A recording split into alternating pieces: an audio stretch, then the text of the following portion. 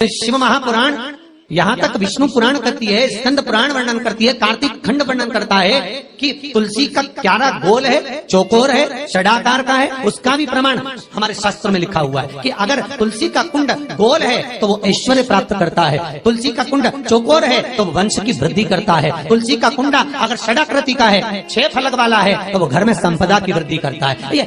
तुलसी के कुंड का भी प्रमाण हमारे यहाँ शास्त्र में लिखा हुआ है कि कुंडा कैसा होना चाहिए, तुलसी के कुंड की आकृति कैसी होना चाहिए, तुलसी का कुंड होना कैसा चाहिए, उसका भी प्रमाण हमारे यहाँ स्कंद पुराण में लिखा हुआ है, विष्णु पुराण में लिखा हुआ है कि आपको क्या किस रूप में चाहिए। पर जगत है ना, दुनिया के आगे हाथ फैलाओ, जाकर निवेदन करो, यहाँ वाले बाबा के पास हो या वहाँ वाले बाबा के पास हो या उसके पास हो या उसके पास हो या जगत के पास जाओगे, दुख पाओगे, रुपया खाएंगे, चूना लगाएंगे, धक्के मार कर निकाल देंगे, 2-4-8 दिन घुमाएंगे फिराएंगे, कल आना परसों आना नरसों आना, ऐसा करना वैसा करना, बस बाबा यही घुमाते रहेंगे और तुम्हारे धन का चूना लगाते रहेंगे। पर निवेदन है इनसे बचकर शिव की शरण में जाकर भगवान शास्त्र में जो लिखा है उसके अनुसार हम क्यों ना कर्म करें जिसका फल हम पा जाए, हम क्यों ना ऐसा कर्म करें जिसके फल को हम पा सकें, हम क्यों भ्रमित हुए।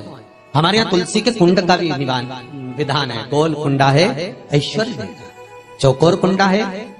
आप लोग कई बार देखे होंगे किसी किसी के यहाँ चौकोर तुलसी का क्यारा होता है, कुंडा होता है, वो वंश बड़ा, षडाकृति का है, वो धन देता है, संपदा।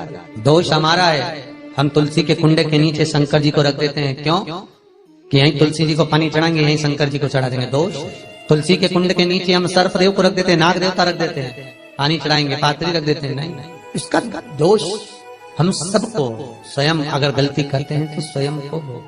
कैसा कुंड हो, 7 तरह के कुंडों का व्याख्यान तुलसी के रूप में कहा गया है। पहला गोल, दूसरा चौकोर, तीसरा षडाकृति, चौथा त्रिवेणी, 3 कोने वाला कुंडा। शास्त्र कहता है जिसके मार्ग घर में टुकड़े हो रहे हो, घर विभाजन की ओर हो रहा हो, तो 3 कोण का कुंडा घर में रखकर पूजा करने पर परिवार एक हो जाता है। 5वां, गार्डन में बिना कुंडे का, बिना कुंड का जो तुलसी का पौधा रोपित होता है, बिना कुंड के एक बगीचा जैसा बो दिया जाता है, तुलसी तुलसी उत्पन्न हो जाती है। महाराज वहां पर संपदा तो रहती है पर चिंता बहुत रहती है, टेंशन बहुत रहती है। क्यों? घर के दरवाजे के बाहर इतनी सारी बगीचे में तुलसा कर दी, कोई निकल कर जा रहा था उसने थूक दिया, कोई निकल कर जा रहा था उसने पानी डाल दिया, कोई श्वान ने, कुत्ते ने, किसी ने, बिल्ली ने गंदगी कर दी, उसका दोष आपको लगेगा। इसलिए कुंड के अंदर तुलसा का वो धन तो देगा, जो तुमने बगीचे में तुलसा लगाई है, गार्डन तुलसा का करा, वो धन तो देगा, संपदा भी देगा, पर चिंता को बढ़ा देगा। 5 मारा। छठा, तुलसी के कुंड को 3 धार पर लटका कर रखना। कई जगह पर आपने देखा होगा तुलसी का जो कुंडा होता है उसको 3 जो तार होते हैं, 3 जो चेन होती है उस पे लटकाया जाता है। महाराज विष्णु पुराण उसका भी व्याख्यान करते हैं। महाराज वहां व्यक्ति के कार्य उन्नति की सीढ़ी की ओर बढ़ जाते हैं। जैसे भोजन की थाली लग गई, भोजन तैयार हो गया, बस खाने बैठे हो और थाली खसक गई, समझ लेना कि तुलसी को अधर पर लटका कर रखा है। इसलिए कार्य तो हो रहे हैं, बनने वाले, 4 दिन बाद ये काम होने वाला है, 8 दिन बाद ये काम होने वाला है, लग रहा है कि इसमें इतना फल मिलेगा, लग रहा है इस व्यापार को करेंगे तो इतना फायदा हो जाएगा, सब कुछ करा, लाखों रुपए लगा भी दिए, थाली मालूम पड़े खसक गई, अधर लटका है। 7 क्रम है तुलसी के, ये 6ठा क्रम बताया। तुलसी का 7वां क्रम, तुलसी का 7वां क्रम है। महाराज तुलसी का कुंडा जैसा घर के आंगन में है, तुलसी का कुंड जैसे घर के आंगन में विराज रहा है, ऐसा ही छोटा सा कुंड भगवान के लिए रोपित करें।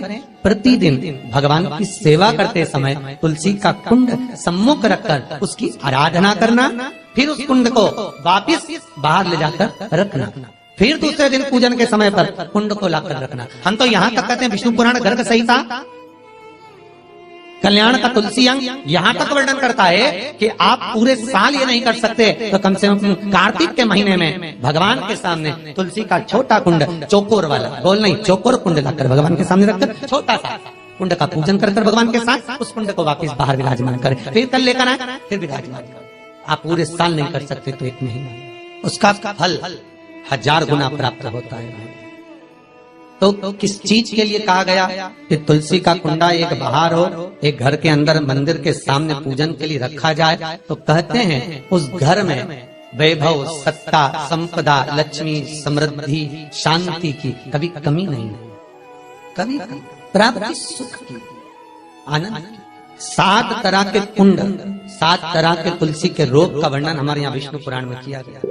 आप किस भाव से कर रहे हैं ये आप महाराज। स्त्रियों के, नारियों के जितने भी रोग होते हैं, बीमारियां होती हैं, रजोधर्म से जुड़ी हुई जो भी तकलीफें होती हैं, उसका भी व्याख्यान देवी भागवत में स्पष्ट कहा गया।